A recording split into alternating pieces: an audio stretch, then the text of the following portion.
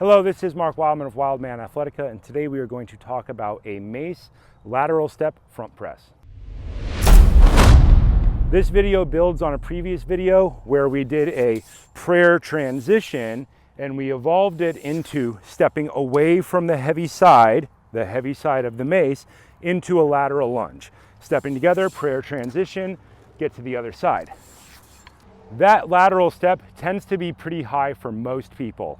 And if we stay high in our lateral step forever in training, we never get the full benefit of the lateral step movement. Eventually, we would like our tailbone to be all the way down by our bent leg heel. We are going to step out into this pose, sometimes called scandasana, sometimes called lateral lunge step, sometimes called stretching stance in Kung Fu. All positions generally the same, and we are going to add a Mace front press to this, which is going to push you further back in your heels and allow you to learn to fire your core in your hip in the low bottom part of this position so that you can apply it to other athletic movements. We are going to start in our order position, elbow at 90 degrees, elbow touching our body, two hands on. One hand is high, one hand is low. Step out to the side, about 2 shoulder widths apart. Bend one leg, keep the other leg straight.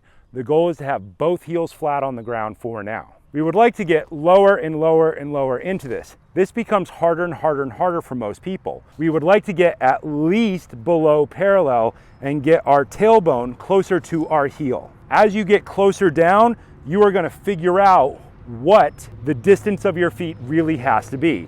You might not know that until you get all the way down to the bottom. 2 hands on, front press straight out. Then you can sit back a little bit further into this movement, roll your shoulder blades down, push your shoulders away from your ears, pull it all the way in. Your tailbone will probably lift up a little bit. Shift back, press out, sit back as far as you can, pull in, press out, shift back, back, back, back, back, and pull in. Drive all the way up, 2 legs straight, step back to the center any way you want, transition to the other side. Step out, about 2 shoulder widths apart, get down as low as you can, lower, lower, lower, press out, sit back away from it, get your tailbone down towards the ground, pull your elbows in, press out, straight in front, sit back further and further, pull your elbows in, lean back, press out. When your arms are pressed out, your spine should be the most vertical. When you pull in, you'll probably drift forward. Straighten your legs out, stand all the way up.